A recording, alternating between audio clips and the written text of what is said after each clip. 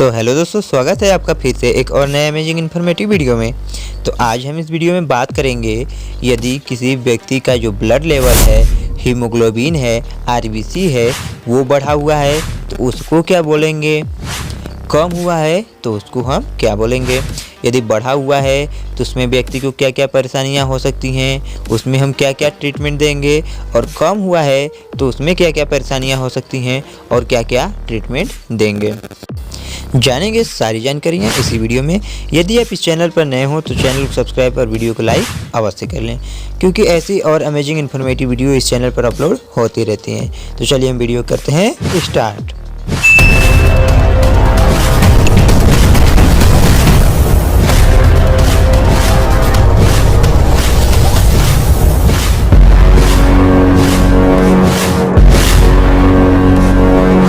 तो दोस्तों, सबसे पहले हम इनके नॉर्मल रेंज के बारे में बात कर लेते हैं, यानी हीमोग्लोबिन और आरबीसी का नॉर्मल रेंज कितना होता है। तो जनरली जो हीमोग्लोबिन है उसका नॉर्मल रेंज 13 to 17 ग्राम पर डेसीलीटर होता है, और जो आरबीसी का नॉर्मल रेंज है वो 4.5 to 5.5 मिलियन क्यूबिक पर एमएम में पाया जाता है, जो कि आप अपने सामने स्क्रीन पर देख सकते हैं। ये उनके नॉर्मल रेंज है हीमोग्लोबिन और आरबीसी के। अब बात कर लें यदि हीमोग्लोबिन के बारे में, तो जो हीमोग्लोबिन है वो आरबीसी के बाहरी सतह पर पाया जाता है। जैसा कि आप लोग जानते हैं, जो आरबीसी होता है वो राउंड शेप में गोले आकार में होता है, तो जो हीमोग्लोबिन है उनके बाहरी सतह पर पाए जाते हैं। अगर जब किसी भी प्रकार का किसी व्यक्ति में हीमोग्लोबिन या आरबीसी की मात्रा बढ़ी हुई है तो उसको हम पॉलीसाइथेमिया कहते हैं, और अगर हीमोग्लोबिन या आरबीसी की मात्रा कम हुई है तो उसको हम एनीमिया कहते हैं। तो आगे हम जान लेते हैं कि पॉलीसाइथेमिया का कारण क्या होता है, क्यों पॉलीसाइथेमिया होता है। यदि कोई व्यक्ति है जो ज़्यादा आयरन की चीज़ें खा रहा हो या ऐसी कोई चीज़ें खा रहा हो जिसमें आयरन बहुत ज़्यादा मात्रा में पाई जाती हो और लंबे समय से ले रहा हो, तो उस केस में पॉलीसाइथेमिया हो सकता है। अगर कोई व्यक्ति है जो किसी भी प्रकार का सप्लीमेंट ले रहा हो, यानी आयरन सप्लीमेंट ले रहा हो, जैसे कि आयरन सिरप, टैबलेट या कैप्सूल ले रहा हो, उस केस में पॉलीसाइथेमिया हो सकता है। किसी भी प्रकार का अगर कोई नेचुरल कंटेंट ले रहा है, यानी नेचुरली किसी प्रकार से आयरन ले रहा है, चाहे साग सब्जियाँ से अगर ज़्यादा मात्रा में आयरन हो जाती है तो उस केस में भी पॉलीसाइथेमिया हो सकता है। अब कैसे पता चलेगा कि पॉलीसाइथेमिया हुआ है या एनीमिया, तो हमने आपको एक नॉर्मल रेंज बताई थी आरबीसी हीमोग्लोबिन की। उसकी रेंज अगर नॉर्मल रहती है तो कोई प्रॉब्लम नहीं, अगर बढ़ी हुई होती है तो उसको हम पॉलीसाइथेमिया कहते हैं, और कम हुई होती है तो उसको हम एनीमिया कहते हैं। तो चलिए आगे हम देख लेते हैं कि पॉलीसाइथेमिया से होता क्या क्या है।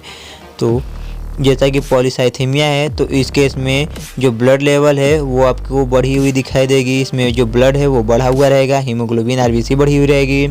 जो ब्लड है वो गाढ़ा हो जाता है, इसमें आरबीसी की संख्याएं बढ़ी हुई होती हैं, आरबीसी की संख्याएं बढ़ती हैं, और इनके कारण हार्ट अटैक का भी चांस बनता है। बहुत सारे पेशेंट को हार्ट अटैक भी हो सकता है, क्योंकि जो ब्लड है वो गाढ़ा है, बहुत ज़्यादा आरबीसी हो गई हो तो जो ब्लड है, ब्लड को हार्ट पंप करने में, यानी कि उस ब्लड को हार्ट द्वारा पंप होने में परेशानियां होती हैं, जिसके कारण हार्ट अटैक भी होता है। आगे हम अगर पॉलीसाइथेमिया के ट्रीटमेंट के बारे में बात कर लें तो टैबलेट आता है एस्पिरिन टैबलेट, जैसा कि आप अपने स्क्रीन पर देख रहे हैं। एस्पिरिन टैबलेट 75 mg का आता है मार्केट में, जिसको डॉक्टर प्रीफर करते हैं पेशेंट को देने के लिए। दिन भर में केवल एक बार ओडी, यानी कि दिन भर में एक बार एस्पिरिन टैबलेट दिया जाता है, जिससे कि जो ब्लड है वो थीन हो जाता है, पतला हो जाता है, और जो आरबीसी की काउंट हैं, जो आरबीसी की संख्याएं बढ़ी हुई होती हैं वो भी कम हो जाती हैं, थीन हो जाती हैं, पतली हो जाती हैं। तो चलिए अब हम एनीमिया के बारे में जान लेते हैं कि एनीमिया क्या है। तो जनरली जैसा कि आपको हमने बताया, अगर रेंज कम आई हुई हो, जो जांच हुआ हो, तो उस केस में एनीमिया होता है, यानी ब्लड जब बॉडी में कम हुई हो तो उसमें एनीमिया होता है। अगर हीमोग्लोबिन और WBC कम हुआ हो तो उसको हम एनीमिया बोलते हैं। अब एनीमिया होता क्यों है? तो जनरली किसी प्रकार का आयरन डिफिशियंसी हो सकता है, आयरन की कमी हो उस केस में एनीमिया हो सकता है।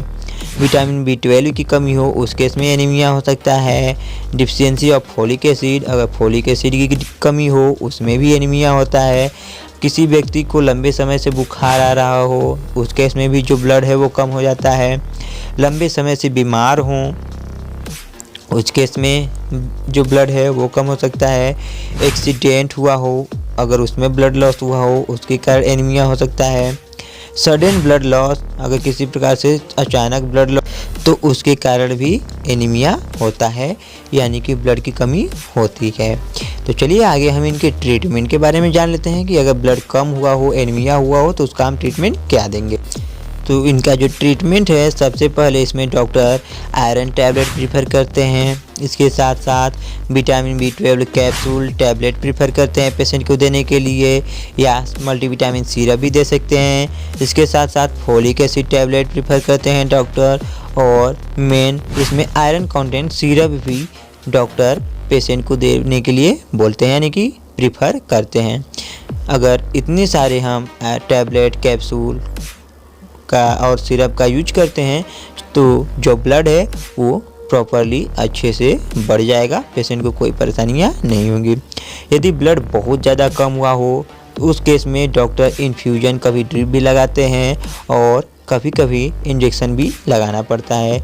अगर बहुत ज़्यादा कम हो तो उस केस में डॉक्टर तो इन्फ्यूजन के थ्रू ब्लड भी चढ़ाया जाता है। अगर बहुत ज़्यादा कम हुआ हो तो उसमें जो स्पेशलिस्ट डॉक्टर होते हैं वो इसका यूज करते हैं। तो दोस्तों ये थी ब्लड के बारे में छोटी तथा महत्वपूर्ण जानकारियाँ। यदि वीडियो अच्छा लगा हो, वीडियो पसंद आया हो तो चैनल को सब्सक्राइब और वीडियो को लाइक अवश्य करें। तो चलिए मिलते हैं नेक्स्ट वीडियो में नेक्स्ट टॉपिक पर। तब तक के लिए जय हिंद, जय भारत।